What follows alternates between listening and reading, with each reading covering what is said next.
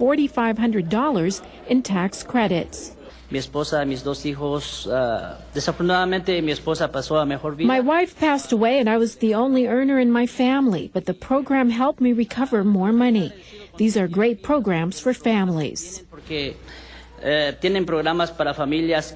For more information on tax help centers in LA, go to www.freetaxhelpla.com. I'm Anna Marcos for LA This Week. Turning to the world of entertainment, only one of the nominated movies in the Oscar Best Picture race was shot entirely in Hollywood. And as Anita Bennett tells us, city leaders recently honored that film for being a true artist.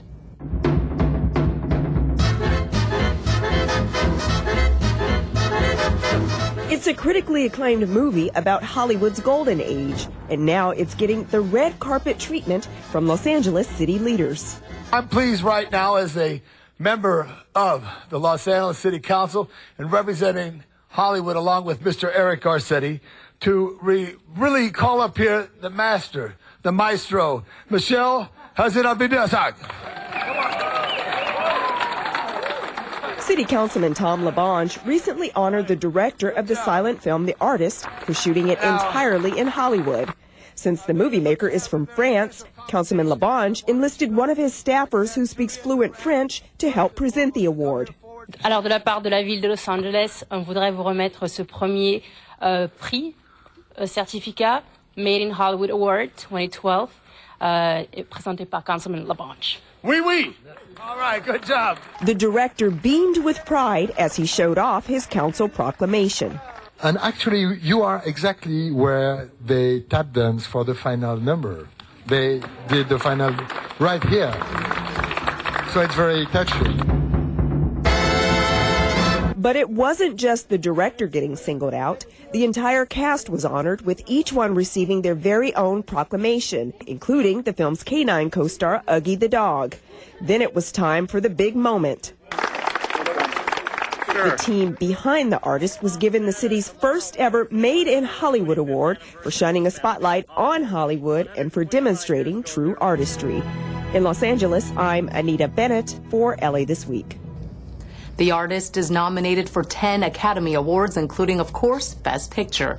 The Academy Awards airs Sunday, February 26th.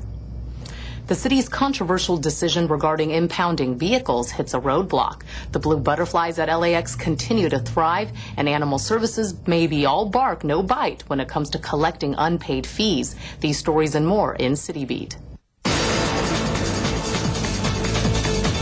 The Los Angeles Police Commission had planned to relax its policy of towing and impounding vehicles driven by people without a valid driver's license. But the commission is now postponing that vote after a legal opinion from a state legislative body says local government does not have the authority to change the law. The commission's initial decision to change its towing policy was in response to complaints from immigrant rights groups that the policy targets undocumented workers who are unable to get a California driver's license. The 5-member police commission has rescheduled the vote on this issue later this month. The recently completed population count of the El Segundo blue butterfly, which have found a refuge in the 200-acre Dunes Habitat Preserve at Los Angeles International Airport, estimates the population of the endangered species to be between 120 to 126,000 that exist today. That's an increase of 8% over 2010. Back in 1976, there were fewer than 500. Los Angeles World Airports, the department that oversees LAX, worked with environmental experts to create the Dunes Habitat Restoration Project in 1986 to focus on reintroducing and protecting the coastal buckwheat plant, the butterfly's sole food source. The city librarian Martin Gomez is stepping down from the post he's held for 3 years to assume the post of vice dean of the University of Southern California Libraries in April. Mayor Antonio Villaraigosa issued a statement regarding Gomez's resignation as city librarian, calling Gomez's service to the Los Angeles Public Library outstanding. The most recent audit of LA Animal Services conducted by Los Angeles City Controller Wendy Gruhl reveals the department is plagued by lax controls and a lack of continuity in management, creating an environment with the potential to jeopardize animal safety. One finding reveals that the department failed to maintain a physical inventory of the animals under its care. Over the last 2 years alone, Gruhl says Animal Services also neglected to collect over $1.3 million in potential revenue from dog owners. In this week's list of things to do, a rare collection of Ansel Adams photos, an exhibit on the history of Los Angeles, and a safety safari at the zoo. Rare Ansel Adams photos of Los Angeles from Los Angeles Public Library's photo collection will be on view at Darkroom Gallery from now through March 17th. These photos include rare images of pre-war Los Angeles taken by Ansel Adams and donated by the photographer to the Los Angeles Public Library. Famous for his black and white landscapes, Adams shot more than 200 pictures of Los Angeles on assignment for Fortune magazine in 1940. The Darkroom Gallery is located at 727 South Spring Street, downtown. For more info on this exhibit or the gallery, go to drkrm.com. For more on LA's history, head on over to the Banning Museum to check out the permanent exhibit called Improbable Gateway, the Los Angeles Transportation Legacy. The exhibit tells the remarkable story of vision and perseverance of the individuals who would change 19th century Los Angeles from a desert surrounded by rugged mountain into an international gateway and center of commerce and influence. The Banning Museum is located at 401 East M Street in Wilmington. Go to banningmuseum.org for details. The Los Angeles Zoo and Radio Disney AM 1110 will host the second annual Safety Safari at the zoo from 10 a.m. to 3 p.m. Saturday, February 25th. Families can meet safety experts, take home safety tips, learn how to build an emergency kit, and much more. The Los Angeles Police Department will bring along a patrol car and motorcycle for youngsters to see up close. The zoo is located at 5333 Zoo Drive. Go to LA Zoo for more information. And remember, you can find this information on our Facebook page. And that's a look at some upcoming things to do. Valentine's Day isn't just for young people, but also for the young at heart. More than 500 seniors from 22 of the city's senior clubs and organizations attended an annual celebration hosted by Councilmember Jose Huizar. No corsages or dates necessary at this Valentine's-themed dance. Seniors who attended this 5th annual Eastside event, the Senior Snowball, held at Los Angeles Christian Presbyterian Church, enjoyed music, dancing, and good eats. The event, held for seniors living in Boyle Heights, El Sereno, and Northeast Los Angeles, is a way for Councilmember Jose Huizar to say thanks for all they've done to help improve the community. Especially this generation. You know, we have people here who fought in the Second World War, who fought in the Korean War, and the Vietnam War, who did so much for this country. It's our way of saying thank you. There was even a raffle for prizes like a blender, coffee maker, and griddle. I like it. Very much I like it. Music was provided by the popular Eastside band Chico, as well as by Strings and Voices, a senior musical group. And boy, did they get folks out on the dance floor. I sing, I dance, I laugh, I talk to all the girls I know. I mean, I'm having a great time. And Eleanor Aguilar's Valentine of 65 years was enjoying the ball right alongside her. Oh, we have a lot of fun here. We get to meet all these people here. We hug and kiss. A happy Valentine's indeed. That's going to do it for this edition. Thanks for joining us. I'm Ellen Chang. A reminder that you could catch us online at lacityview.org. You can also follow us on Facebook to check out stories you might have missed. We'll see you back here next week for more of LA This Week.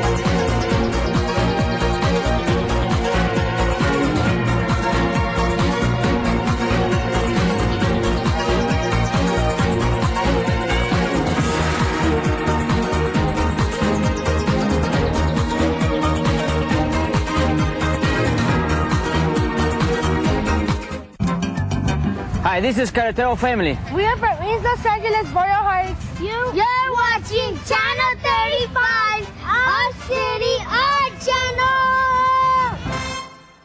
Seti, Mr. LeBron, and me. So let's call the members.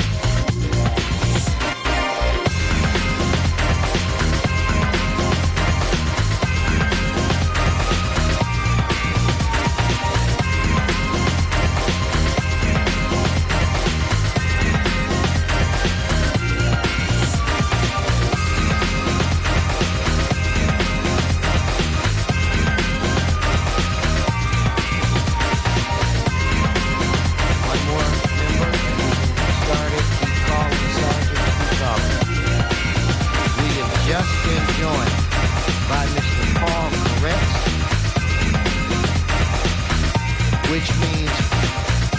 which means we have a quorum and we can get started. I want to welcome everybody to the Los Angeles City Council. We meet every Tuesday, Wednesday, and Friday at 10 a.m. We invite you to come down to City Hall and participate. My name is Herb Wesson. I will be the presiding officer for today's meeting. We are now in session. Madam Clerk, call the roll. Alarcon, Buscaino, Cardenas, Englander, Garcetti, Huizar, Carrez, Krikorian, Labange, Parks, Perry, Reyes, Rosendahl, Zine, Wesson, Timmer is present and a quorum, Mr. President. Thank you, Madam Clerk. What is our first order of business? Approval of the minutes. Okay, Mr. Parks moves, Mr. Garcetti seconds. Next. Committee resolutions for approval. Mr. Koretz moves and Mr. Buscaino seconds. Mr. President, today is Tuesday. Now would be the time for the flag salute. Okay, why don't I ask everybody in the chambers to please rise for our flag salute, which will be led by Mr. Buscaino. Thank you, Mr. President. Please kindly face the flag. Eyes on the flag. Ready, begin. I pledge allegiance to the flag of the United States of America and to the republic for which it stands, one nation, under God, indivisible, with liberty and justice for all. Thank you, Joey B.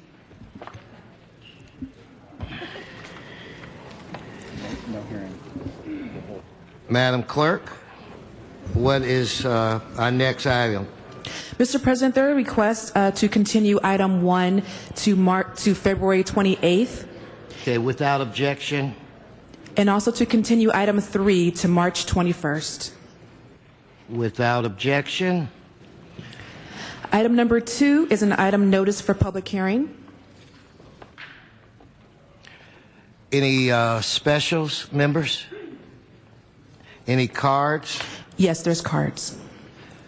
Okay, so we will hold that item for cards. So that brings us to what? Items 4 through 9 are items for which public hearings have been held.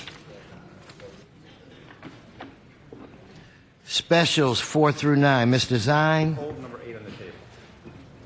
Zine requests that we hold item 8. Mr. Rosendahl? 7. Mr. Rosendahl requests item 7. Mr. Labange? 9, please. Mr. Labange holds or calls special item 9. Do we have cards? Mr. President, public hearing has been held on these items. Okay. Then what we can do at this point is vote on the remaining items. So let us open the roll.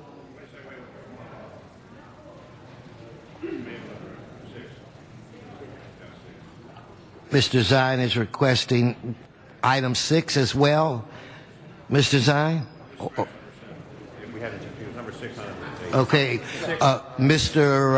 Zine wanted to hold item 6, not 8. Okay. Let's vote. Let's open the roll. Close the roll.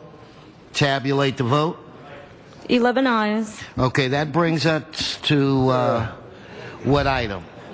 Items 10 through 15 are items for which public hearings have not been held. 10 votes required for consideration. Without objection, those items are now before us. Mr. Labange. Just for a moment, we did approve item number 5. I want to thank Captain Eisenberg from North Hollywood, if you'd stand. I especially want to thank Brittany Witt, who is a leader from the community, Rob Benavides, our senior lead, as well as Mark Evans, LAPD, but all who came for the North Hollywood Legation Project. Thank you for coming, Mr. President. Thank you for taking the minute. No, we did the public hearing in committee, and they came down to support the action of the council. We thank all in North Hollywood, LAPD, and community. Good job. Thank you. Okay. Thank you. We've been joined by Mr. Englander and Ms. Perry. Okay, Madam Clerk, again, where were we? Items 10 through 15 are items for which public hearings have not been held. 10 votes required for consideration. Okay, so we did say without objection those items are now before us. Member specials? Do we have cards on these items? Yes, we have cards on all 6 items. On every one? Yes. Okay.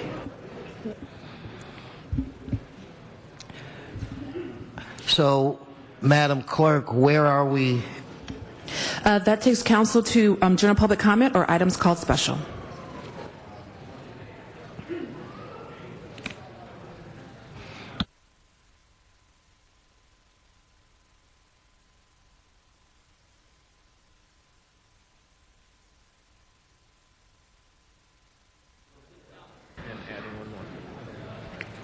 Oh.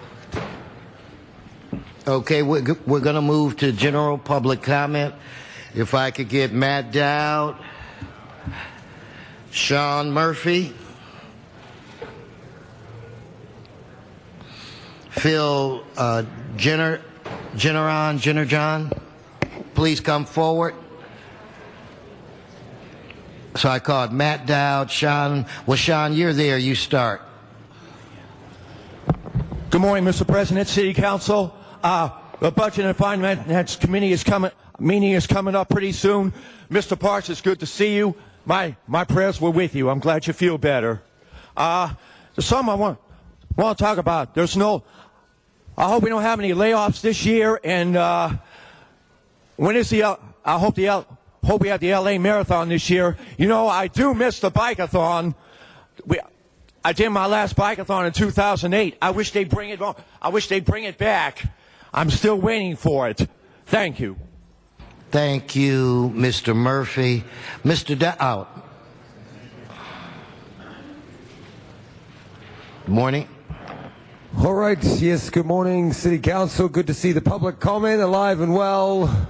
All the new recruits coming out. I want to say I got a good report from the beach. They're not messing with me finally. LAPD, they hassled this dude with some photos and pictures, which is astounding to me. But then they drive right by me, which is great. They don't even stop, don't even look. So, all we got to do to clear out the back damages and stuff from the federal injunction. That's all that's left.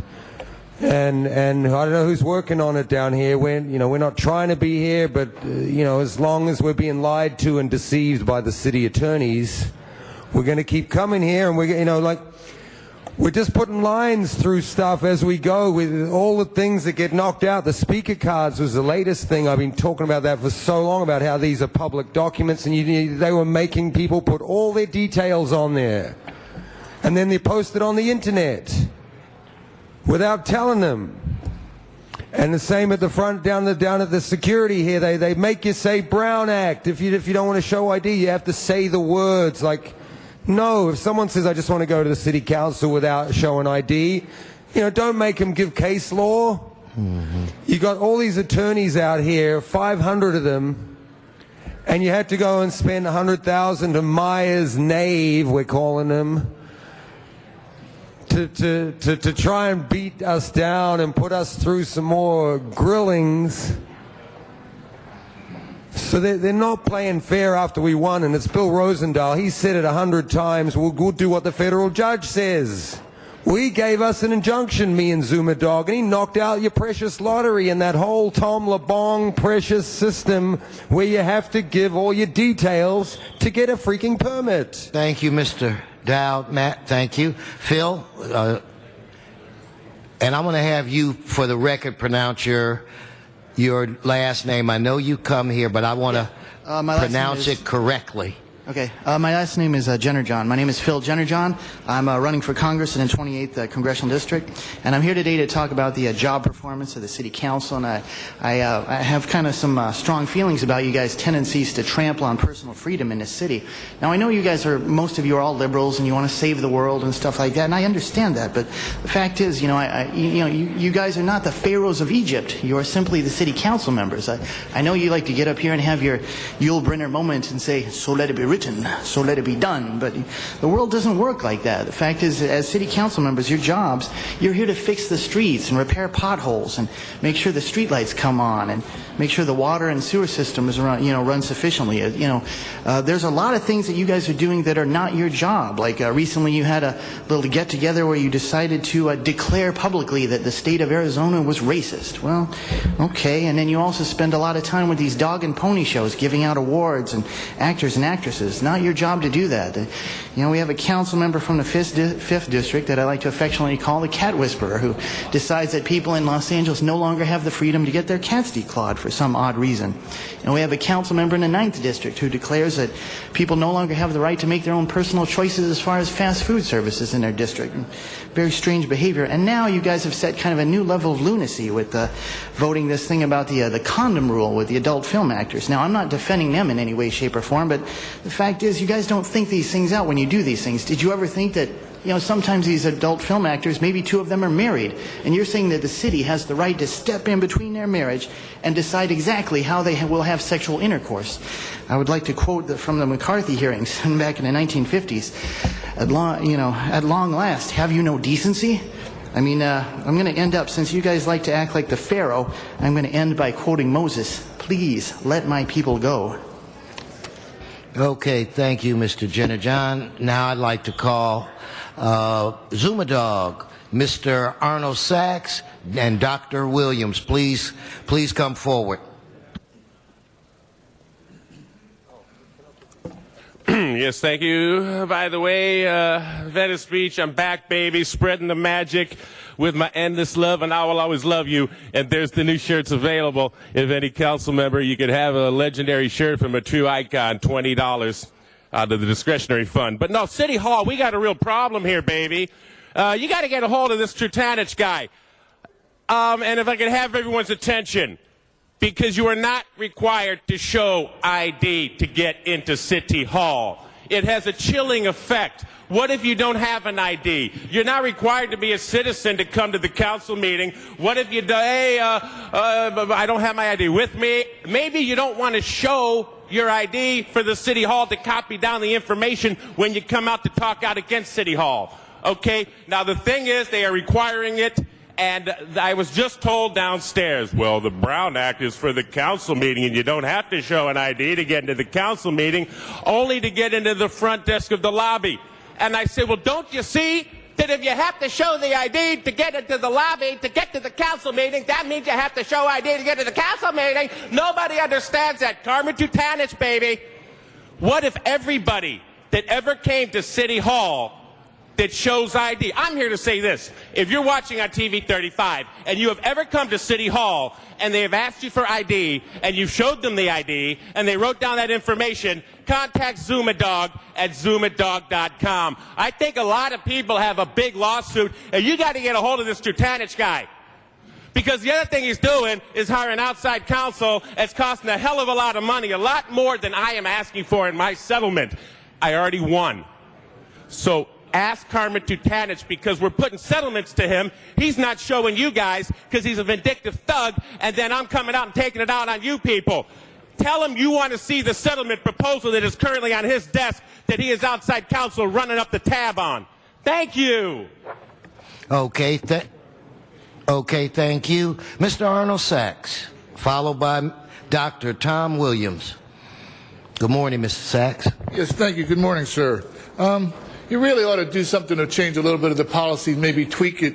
Your item on the agenda today regarding the ARA funding held in a committee. So how many people actually went to this committee and gave public comment on that item regarding funding for the city? Last week you had an item on the mortgage held in the committee. No public comment in the council chambers. A couple of weeks before that, you had an item regarding the rate increase from DWP. You limited time to 1 minute. When it came back to the city council, well, we already had public comment. No more public comment. It behooves you, when you have items like that, that reflect, that infect, that qualify on so many people that live in the city, maybe you could tweak your rigid standards of upholding the American dream and all this other BS and allow some people to speak. Or you could say, hey, we had 150 people speak in the committee, so we're not going to have public comment. Because like Mr. Laban said, he had 5 supporters come down for some rinky-dink change of venue in his district. I'm sure that when you want to notify people, you could notify the dead. And speaking of which, here's an item in the LA Times. Dead people can't vote, but they can endorse they can endorse people running for office. Isn't that correct, Mr. Parks? And here's another one. Design. Who parks where? Talking about disabled placards. I'm wondering if he ever went out with some DOT officers to check on where the illegal police cars park in the red zone. I'll bet you that's a no. Who parks where indeed? No question of double standards. And finally, this, our wonderful controller, L.A. grants fall short. Thank you. $128 Thank you, Mr. billion. Sachs. Dr. Tom Williams, please come forward. Dr. Tom Williams, LA 32 Neighborhood Council from El Sereno. We're looking at Northeast LA. There's going to be a parade held annually called Peace in Northeast LA. We're also looking at Pride in Northeast LA. We're trying to focus it on the Arroyo Seco and its long history and its heritage. We have a heritage square. We're trying to preserve what we can in the time that we have. We have the Arroyo Seco Parkway plan going ahead. We're also looking at the Casa de Adobe, which is owned by the city of Los Angeles. We're trying to put together a tourism investment plan, improvement also. But what for? The central landmark in Arroyo Seco is the Southwest Museum. We've been waiting for the city council and its committees to formulate a group to really get down and say, what do we need to do in order to open that museum as a fully functioning museum by the end of this year? So it's an aggressive plan. We're already looking at the financial plan for it, the development plan for it. It is a landmark. We can make it better. We can make it look the same, but be better in its functions. So we're trying to reestablish the pride that we have in Northeast LA. Why? Because it's our area. It's our neighborhood. All the 9, 10, 11, 12 neighborhood councils have pride in Northeast LA. And with pride in Northeast LA comes peace. Thank you. No, thank you, Dr. Williams. Degi Conti and Patrick Duff.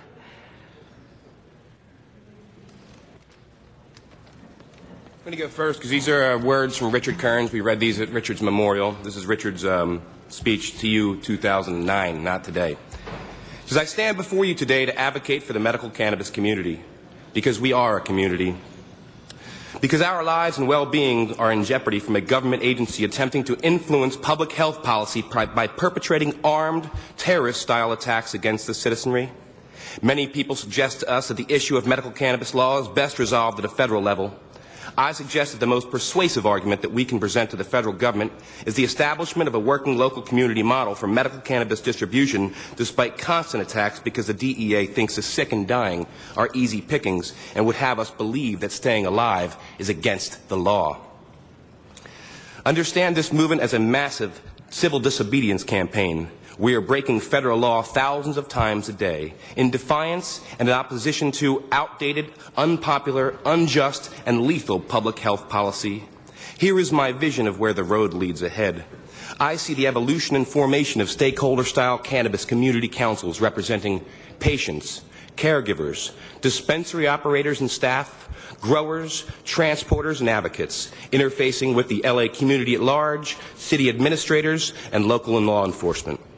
I ask you, number one, to reconvene the working group and charge it with overseeing the community building process. Number two, to advocate with us in Congress So we hope that Mr. Dennis Zine, for instance, might join with waiting San Francisco Supervisor Ross Mikarimi to testify about setting up medical cannabis dispensary programs in D.C. after the beginning of the year. And I ask you, number 3, to join with us in our act of civil disobedience, principled and practical, because just law is good medicine. Namaste. Thank you, sir. Deje Kuti, Central Hollywood, a poem by the late Richard Kearns, read to you in November 2009, brought back here by request of the attendees of his memorial because of its continued relevance. To the self-appointed hall monitors with machine guns, uninformed about the law, sure about the criminals, killing us with pretense and too many poisoned ears, who are you to tell me how to sing the blues? I am the blues. I ring the blues out loud for you. Hear me now. These are the 1983 Denver AIDS principles in song. We are persons with AIDS. We must be expert voices hearkened to in all public health policy dialogues about our lives and death and our disease. The refrain is the same for medical cannabis. Here are the blues I sing to you. Our city must not only be a good place to live, but also a good place to die. This day's challenge to create a greater good with our land use wisdom. Who are you to tell me how to sing the blues? Listen to my song. Medical cannabis saves lives. Medical cannabis can save more lives. Medical cannabis is the single most significant in-place but unaccepted age treatment option available in Los Angeles today for more than 60,000 persons living here with AIDS and HIV disease, and we represent only 25% clandestine of the medical cannabis community. I'm here, I'm queer, I'm Medicaid. Here is my song, The Time is Ripe to Regulate. Help us create livable lives and deaths. Who are you to tell me how to sing the blues? I am the blues. Song and singer, tap your foot and hum and listen before I'm gone. Namaste, Richard Kearns. Thank you. Thank you.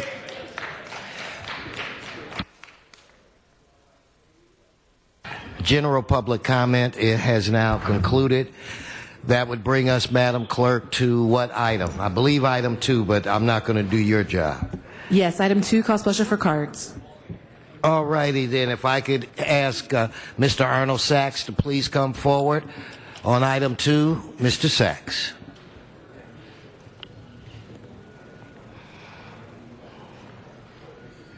Thank you again, Arnold Sachs. Another business improvement district. So how much of this business improvement district is made up of government-owned properties, whether it's the city, whether it's the DWP, whether it's Metro, whether it's another agency? How much of this is made up of city or government, county property that would influence the vote for the merchants of this business improvement district?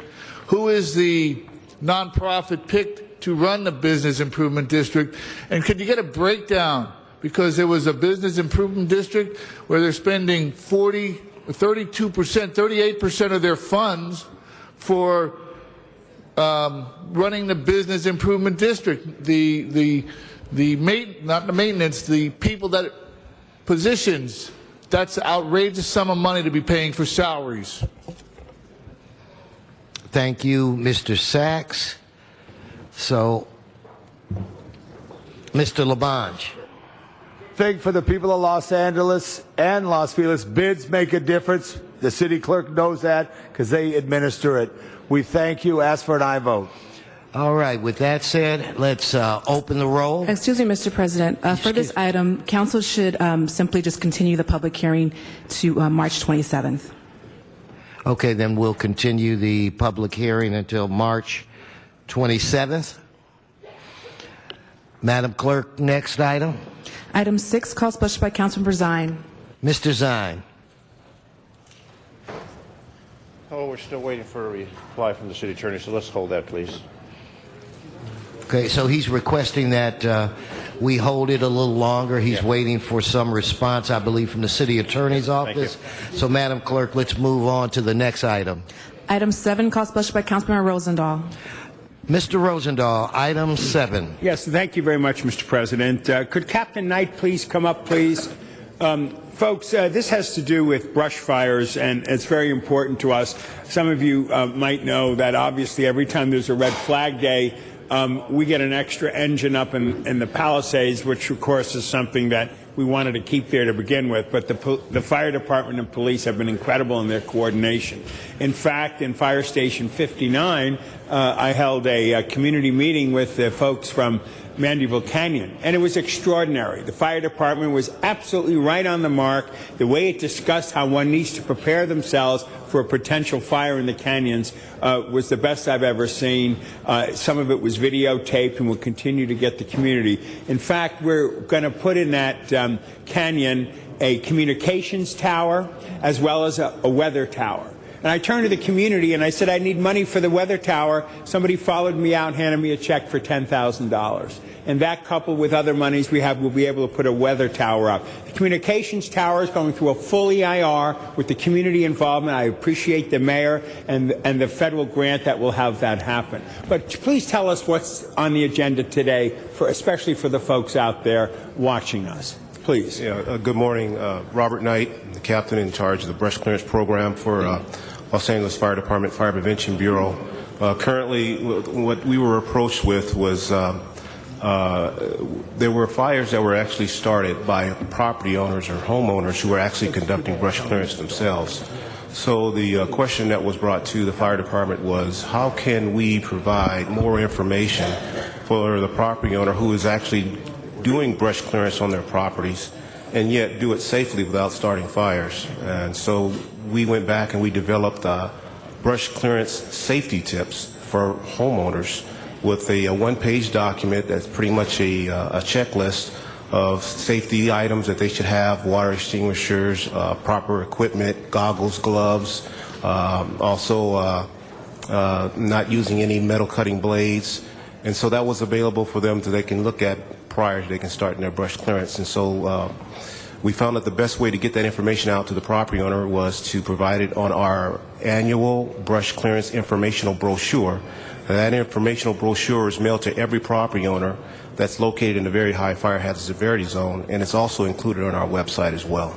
Mm-hmm. You have a copy of that with you? I want to put it on my website. I want to link it so my constituents can actually go on it as well. Yes, sir. I'll take a copy of that afterwards. Yes, sir. Let me ask you this. Other than what's on the website and the brochure, how do we get the word out, and what contractors must take extreme precautions? Explain it a little bit here, what you expect people will do with this information. Well, hopefully they will take it to heart and pay close attention to the significant issues that are documented on there.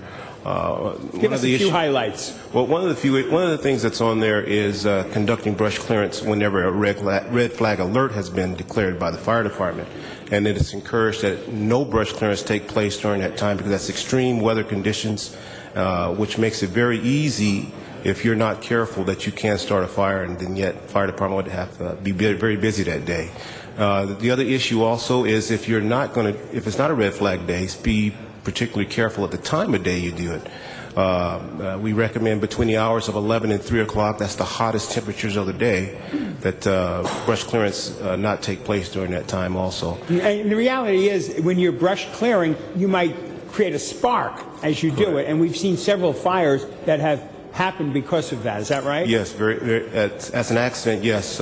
What they've done is, especially if you're using the weed whacker in an area where there's debris, where there's rocks, glass, shrapnel, any type of debris, in grassy or flashy fuels, it's very, very easy to start fires there. Mm-hmm. Colleagues, obviously I'd like unanimous support on this. This is a safety issue for all of us. We worry when the Santa Anas come in, when the winds blow and things get awfully dry out there. And I look forward to putting it on my website as well. I ask for your unanimous support. Thank you, Mr. President. Thank you, Mr. Rosendahl. Mr. Englander, then Mr. Labange, and then Mr. Alicon. Yes, I just wanted to thank you for bringing this forward as well. On this, when we heard this in public safety, we'd asked what different languages this was being disseminated in, and at the time it was only English. Correct. And the department stepped up and said, we want to put that out in different languages, particularly in Spanish, and try to get to and have a plan to get to those folks who would be reading it. It may not be online, but to try to figure out how to disseminate it. So just wanted to find out if you guys are working forward on a plan and trying to figure out how to move that information out to those folks. Yes, sir. I believe also one of the recommendations was to, if perhaps all weed whackers that were sold in the city of Los Angeles, there would be a tag available so they can see what those brush clearance safety tips would involve. We're currently looking at the procedure on how that can take place, and we're also in the process of already translating that information over to a Spanish language for our Spanish-speaking workers out there. Great. Okay. Thank you very much. Mr. Labange. Thank you. I believe in the history of the Los Angeles Fire Department. The 1961 Bel Air fire with Mr. Rosendahl honored in its 50th anniversary. It was a bulldozer blade that started that fire, if I remember correctly, on that issue. I also know it's the 5th anniversary this May of the Griffith Park fire, the 1,200 acres, and it was the fire prevention that led the ability for the fire department to stop with the great pressure of water and new hydrants that DWP put in Griffith Park at the urging of the late, great John Ferraro. All this is important and a reminder. And members, I remember as a child, they used to burn lots in Los Angeles. Anybody remember that at all? Am I that old? I guess I'm that old. And it was quite amazing. They would come, the fire department, with lot cleaning division, and they would actually burn the lots off. And I think the smog rules changed that process, but that was the way they used to do that. Absolutely. Does anybody remember Chuck Berry? I want to know if at least I got somebody close. Thank you, Richard. Very good. Okay. Mr. Alarcon.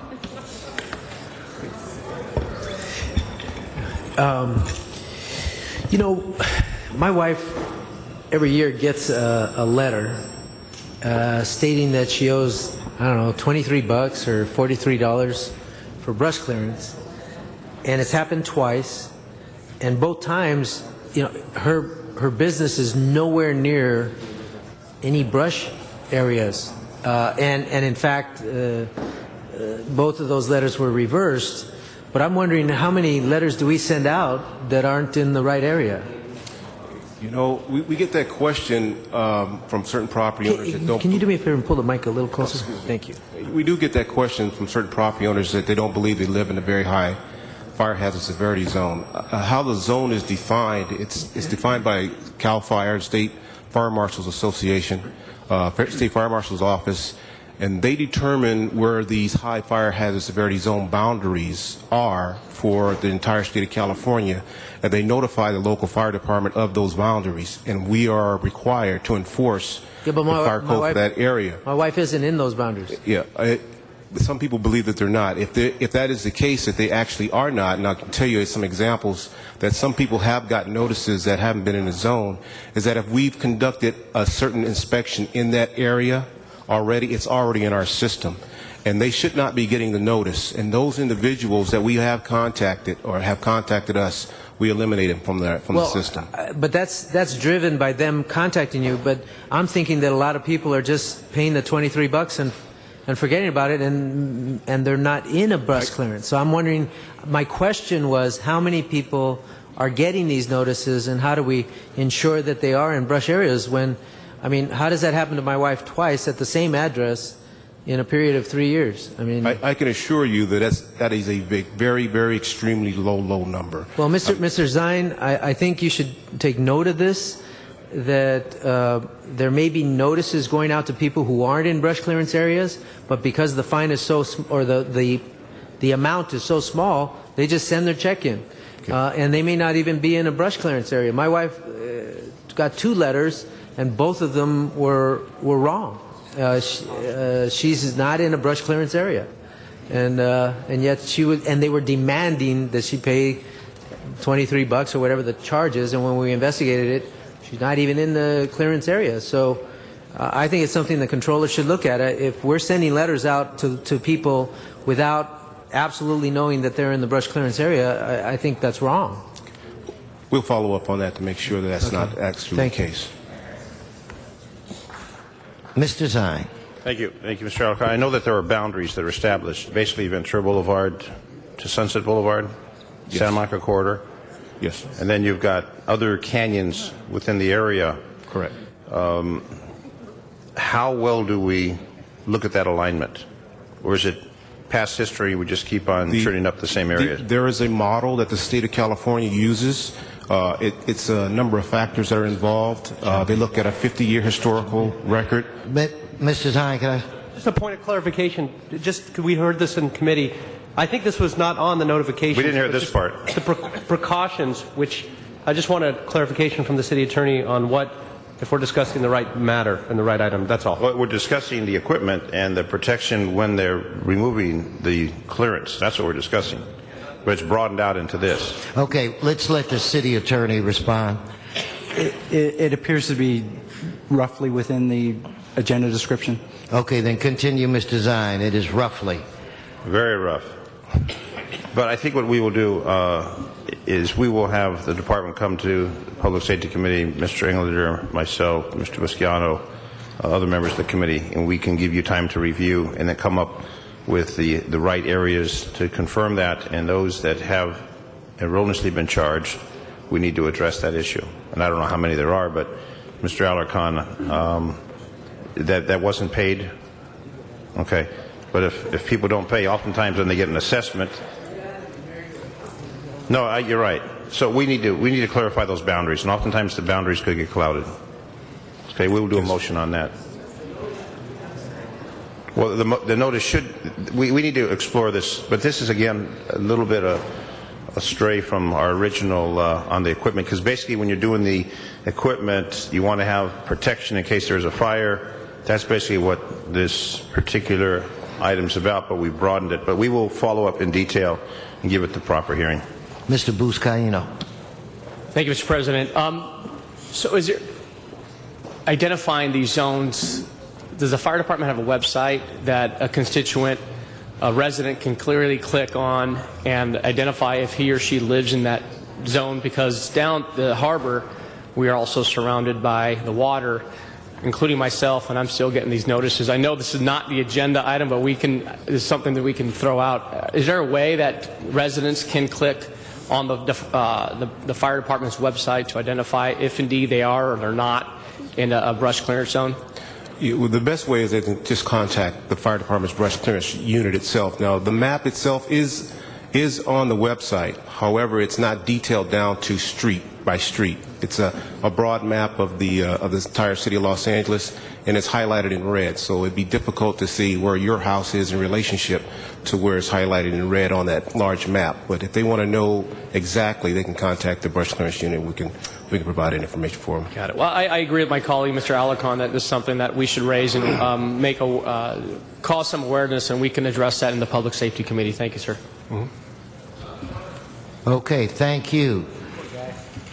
Mr. Englander, you didn't want to speak again, did you? Okay, then, Madam Clerk, on this item, why don't we open the roll, close the roll, tabulate the vote. 15 ayes.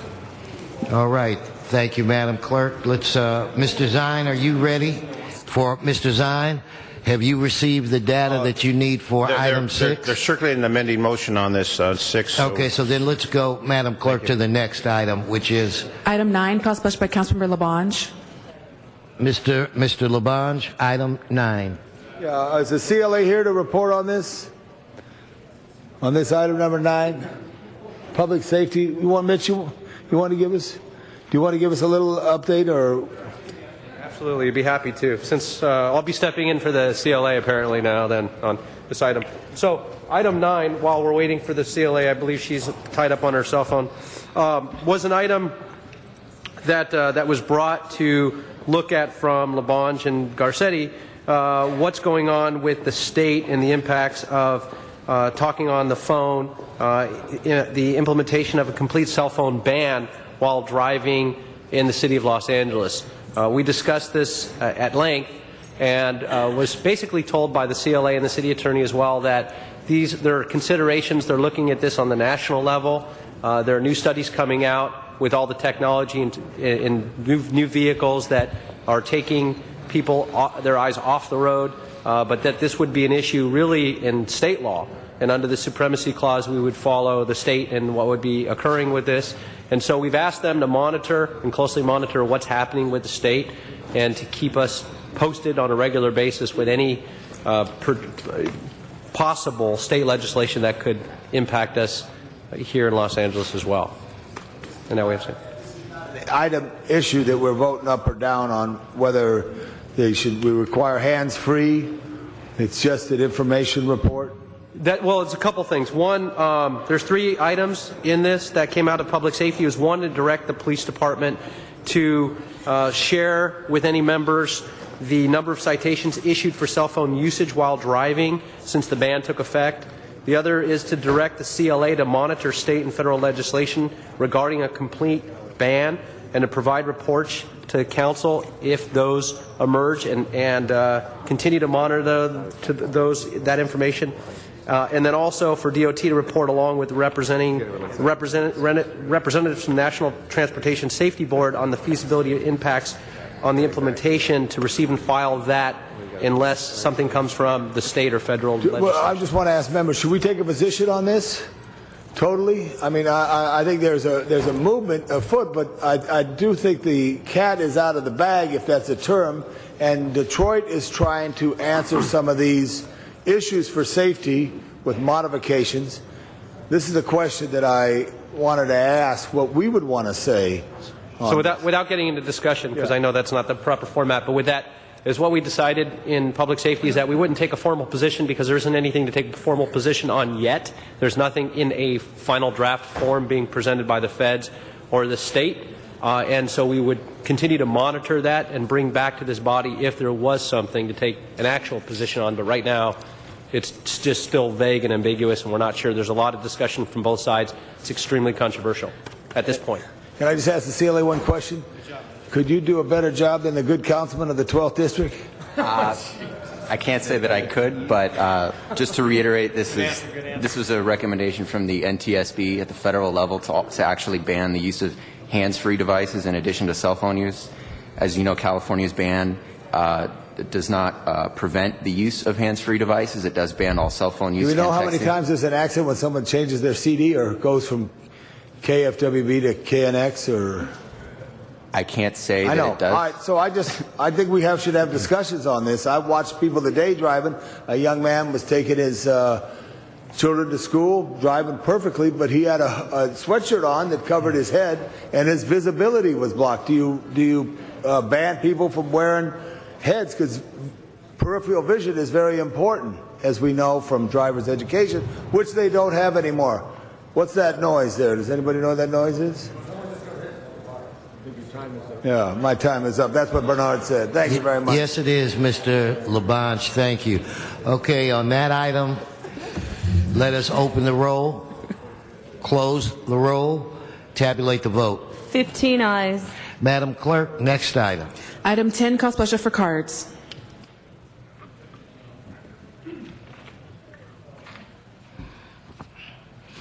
On item 10, I have Zuma Dog and Matt Dowd. Please come forward.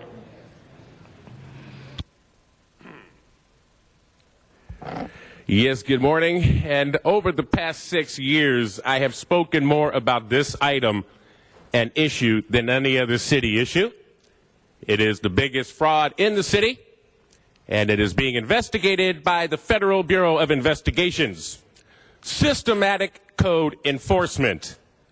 The city will become much more aware of what that means, what's been happening here, and so I'm urging for an aye vote to release all properties on agenda item number 10 from the Rent Escrow REAP program, because again, the FBI investigation, and this is not just me saying it, it's in LA Times, it's all over, whether the city lost a court ruling October 2011, the end of last year, in Superior Court, saying that the city has a long history of having the housing department cite property owners with building and safety code. Building and safety department is under FBI investigation for bribe taking and for other violations. The court said that the housing department may not cite building and safety code because the building and safety department has their own enforcement mechanism. So I'm here to say you need to notify Carmen Tutanich to release all properties off of REAP, because we're going to have a lawsuit. Because if the people are watching at home right now, if you have ever had the housing department fine you give you a lien. They improperly post liens. They improperly fine you. It's passed through the system. They seize your property. It's called RICO racketeering, mafioso tactics. That is why the FBI is investigating. They're investigating multiple departments in City Hall, the commissioners, so many departments. I'll just say that there's no departments not being investigated. When does it end? When does it end? When does it end? Thank you, Mr. Dowd.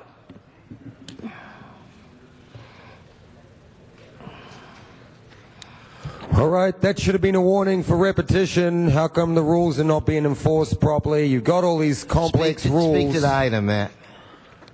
So, but you'll hassle me for not being on the item. But you know, Matt, speak that's to a the problem. item. But that, Speak to the well, item. and let me get to the relevance of that.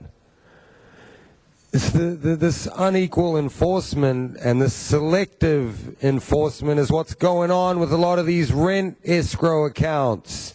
And that's how it all ties back into what I just said. It goes all the way to the top. That's the city attorneys over here, the corruption, because they're the ones signing off on all these documents. They're the ones meant to be protecting you. Yous are the ones with the hoodies on. Big old hoodies, no peripheral vision, and Zuma Dog and Matt Dowd took you to the cleaners with the federal judge. Mr. Wesson, he's not talking about this REAP matter. Okay, Matt. Here we go again. Matt, just connect it. You can do that. It's symbolic, and it you know, you just let me have my speech, my 2 minutes. But Matt, Public just speak comment to the with- item. on my content. See, that's why you're under investigation. These are the little things we're pointing out. All you have to do is get Myers Nave to settle, and we don't stop pointing out these rent escrow account problems. So yeah, release all of these. I vote, and Zuma's right. Anybody who's been a victim of this program and lost something, it's time to look for an attorney and claim it all back. You can fight City Hall. They don't do things properly. Even right back to Bernie Park, when you brought in the decorum, he said, gee, it doesn't go far enough, but that's all we're legally allowed to do. Stay to the topic, Mr. Dow. All right, thank you. On this item, let us open the roll, close the roll, tabulate the vote. 15 ayes. Okay, Madam Clerk. In fact, before we go to the next item, you said 15 ayes, and members, this is the first day that we've all been together, all 15 of us. So with that said, Madam Clerk, move to the next item, please. Item 11, call special for cards. And that was item what now? 11.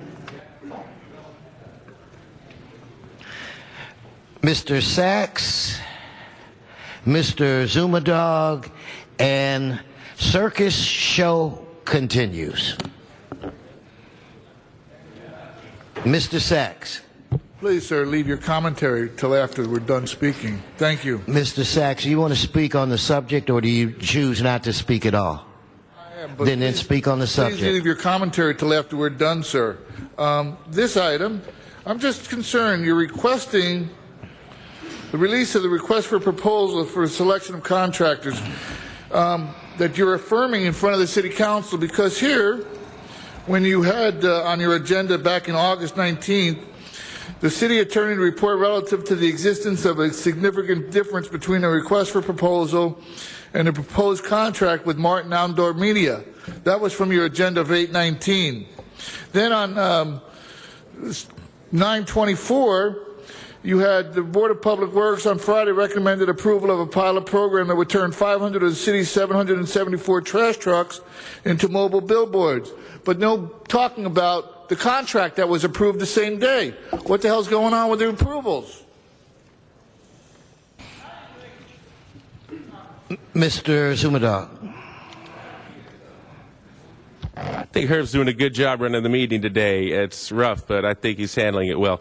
All right, now this one, 11, I'd like the people to know we're talking here about, and this isn't the biggest thing in the world, but I would like to spend a minute. It's about selection of contracts and requests for proposals. Hey, you know, now that I think about it, it is pretty big because we're talking about selection of contracts in the city. Talk about RICO racketeering. We're talking about Department of Aging money, and the RICO racket crew can't wait to subvert the system and get their meat hooks into these contracts. So now here's how it happens. Here's one thing I'd like council to be aware of. You take the bids. You say, yeah, everybody, send us your proposal. But then, oh, guess what happens at the last minute? I won't say the exact council member, but all of a sudden they see what the best bid is. Then they call their the racketeering Cahoots racket crew, and then he slips in the bid at the last second that just happens to be the winning bid. We need to notarize these. Yeah, I'll just continue talking on this one. I think a good idea is in the selection of contracts that we have some type of notarization system so that we can't be having, for example, okay, I won't say which council member, and in this case, it's not Weezar. He's sitting there sweating bullets. I'm going to say his name. No, for once, it's not Weezar, Tom LaBonge. What I hear happens is you sit there and monitor the fax machine, and then at the last second, when it's about to be 5 o'clock, time for no more bids. Oh, hey, look at this. Here's the bid, $170,000. Hey, pal from high school that I went to, make the bid for $169,000. Hey, his bid was lower. Hey, it came in at $459. He just happened to get, sorry to the person that thought they were going to get it. I happen to be rolling with the connected mafioso style RICO racketeering FBI investigated crew. Womp, womp, womp, womp. Watch those mafia contracts. That's what it's all about, baby. Tony Cardenas. Thank you, Zuma Dog. Circus show continues. Okay, I'm going to waive this one because you took a minute off my other one, and I really don't have time for this one now. So let me wait. Okay, thank you. All right, Madam Clerk, let's vote on this item. So why don't we open the roll, close the roll, let's tabulate the vote. 15 ayes. Thank you. Next item. Item 12 calls pleasure for cards. Item 12.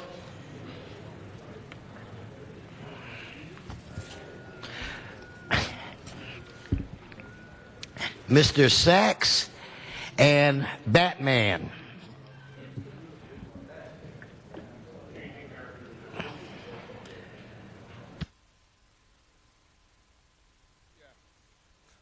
Thank you. Arnold Sachs. This is probably a relatively good program, $170,000 to support young women from adversity to resiliency program. First thing you do, $156,000 for salaries and fringe benefits. So instead of $170,000 to support the program, you have $14,000 to support the program, which is quite a difference than the $170,000 you started out with. So what do you get for $14,000? Well, you get one person who's going to be making, or a couple of people that are going to be making $170,000 in salary and $25,000 for fringe benefits in the mayor's office. What do you know? Thank you, Mr. Sachs. Batman. Exactly. You know what's funny, too? I put the good name, the funny name, and they'll read it. But if I put my cunt on there, they won't. They'll just call it Matt Dowd. Let's speak to the item. Matthew. I knew that was coming. Okay, yes, let me get to this one because this is kind of good and bad. This is like a federal decision. See, we're getting the money from the county for the Young Women from Adversity to Resiliency program. And it's all going to wages in the mayor's office, though. So, but here's the good thing about it is we're getting money from the county, and we're not having to pay these people out of the general fund. So, I don't know where I'm at on this one, but the problem is the majority of the money just goes to these people's salaries, and I think the money should be getting into the community directly, not just paying people to pretend they're doing something. Thank you. Thank you. No more public comment cards on this item. If we could open the roll, let us close the roll, tabulate the vote. 15 ayes. Thank you. Next item, Madam Clerk. Item 13, called special for cards.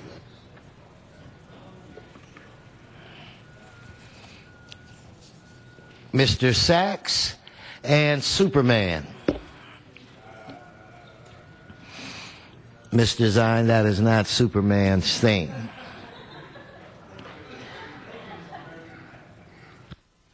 Yes, thank you again, Arnold Sachs. Probably another good program, depending on how you look at it.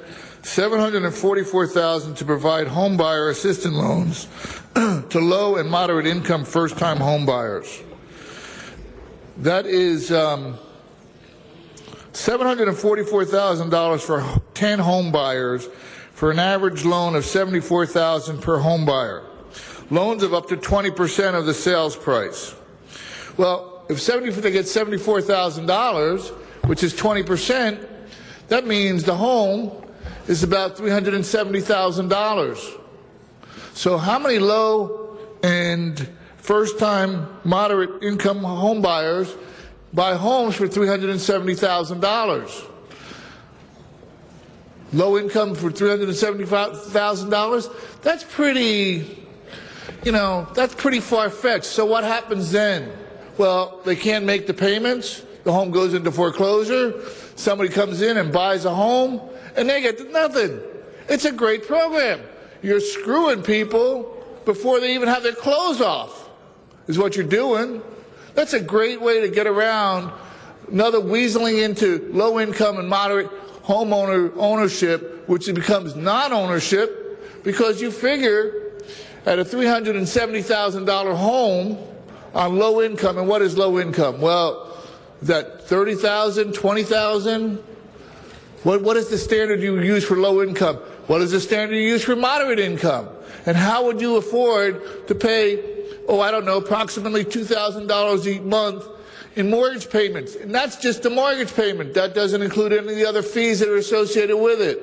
So your home ownership program becomes just a way for people to come in and get these new homes and new apartments for dirt cheap while the public pays the price. Thank you. Superman.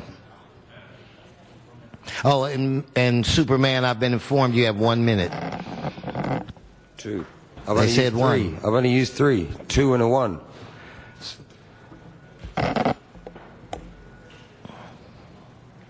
Okay, reset the clock, y'all. I'll start now. No, you ripped me off for minutes again.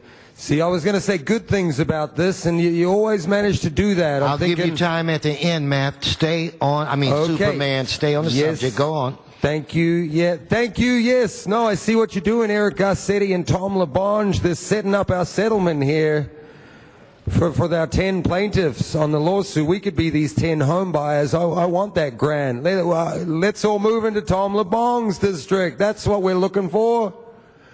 I could go camp right near his house. That's what is going to be the next thing. You're going to have to just camp outside his house. Maybe then something will happen and the dog and pony show will end. How about that one? I want one of these. I'm a first-time home buyer. I'd love to. If you hadn't taken away all my income for 5 years. Okay. All right. Okay, on this item then, let us open the roll. Close the roll, tabulate the vote. 15 ayes. Mr. Zine, did you get what you needed yet on item 6? Not yet, I've been informed. Next item, Madam Clerk. Item 14, call special for cards. Okay, item 14. Okay, I have Matt Dowd, but your time is expired. So there are no speakers in the queue. So on that item 14, let's open the roll, close the roll, tabulate the vote. 15 ayes. Next item. Item 15, call special for cards. Okay. On item 15, we have Sean Murphy, Zuma Dog, and Matt Dowd. His time is expired. Sean, wait. Sean's good. Okay, I'm for this item. Wait, Sean, hold on 1 second. Okay, I got you. Sean, go right ahead.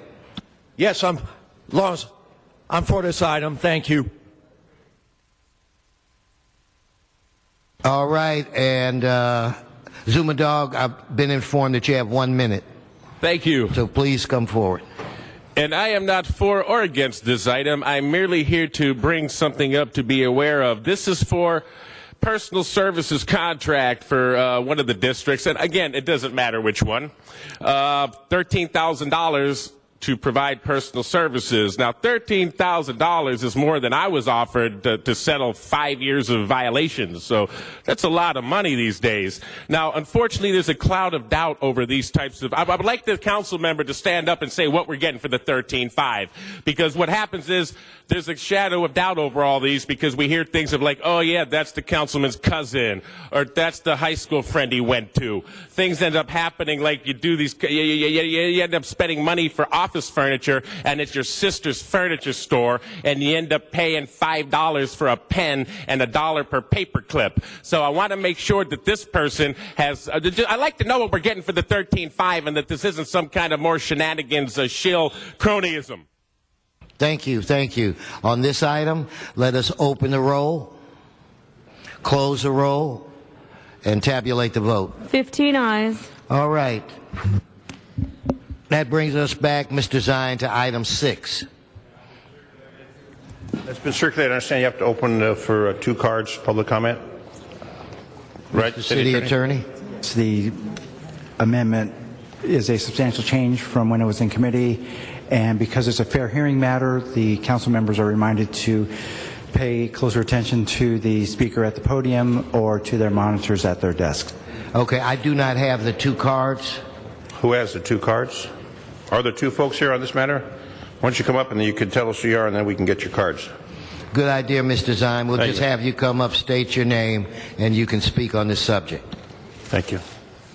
Good morning. My name is Niles Willett-Spollen. I'm the appellant in the matter of the temple and the affected neighbors of Woodland Hills. And I'll be very brief, but let me first thank you for your time. It's really an honor and a real pleasure to witness this process in action this morning, and I feel very privileged to be here and to be heard by you. The reason that I'm here is I know that the zoning administrator and South Valley Area Planning Committee gave a finding, a determination on the matter of the temple conditional use permit.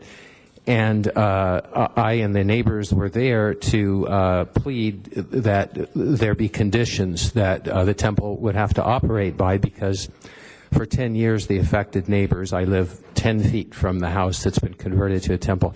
For 10 years we've been trying to help the temple operate in a single-family dwelling that they have never really had a conditional use permit for.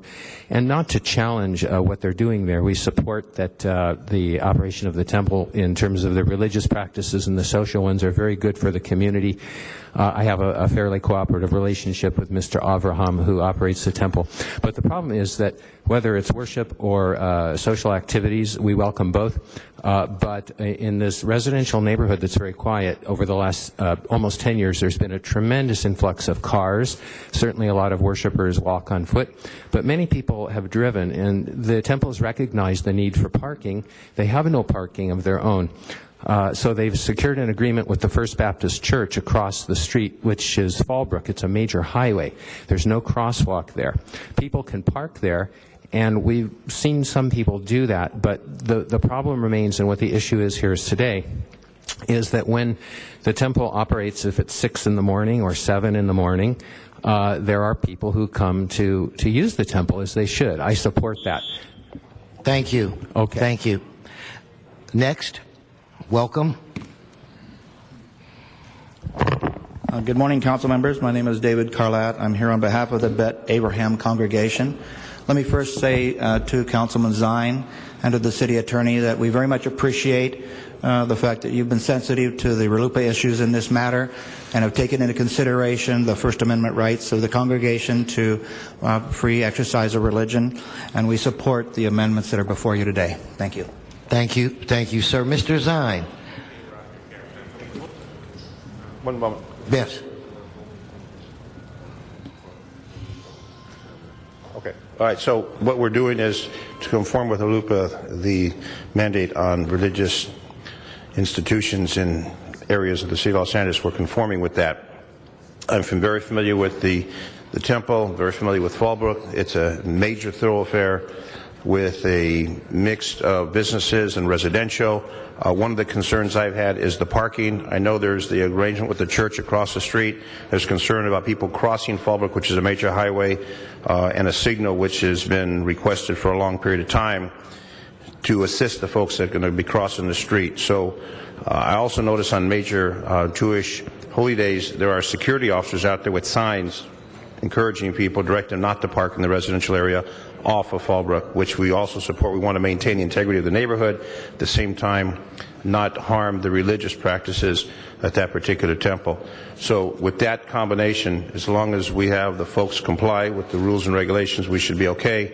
But we still have a concern about the parking and that church and the access across the streets. We don't want to see anyone get hurt because Fallbrook is, I think, a 40-mile-an-hour street, and oftentimes people travel faster than that, especially when families are crossing. So this hopefully will help resolve some of this issue, and we still have that issue regarding the parking and the traffic light, which obviously is important for the public safety of that particular area. So with that, hopefully we can have this approved and continue forward and have this happy relationship between the temple and the community. Thank you, Mr. President. Thank you, Mr. Zine. Madam Clerk, let's open the roll, close the roll, tabulate the vote. 15 ayes. Next order of business. Council has motions for posting and referral. They are posted and referred. Mr. President, there are excuses on the desk. Councilmember Buscaino requests to arrive at 11 a.m. on February 24th, and Councilmember Englander requests to leave at 12 p.m. on February 28th. Without objection. That clears the desk. So next, members, would be announcements. Mr. Labange. Yeah, we have some very fine students from the California State University Northridge who are visiting. We want to rise and be recognized by the City Council. Please stand up. Welcome. Welcome. Thank you. I want to thank our ambassador from Lenox, Mr. Sachs, who told me about our people from Northridge. Okay, thank you, Mr. Labange. Members, any other announcements? Okay, could we all rise, all in the council chambers rise for adjourning motions?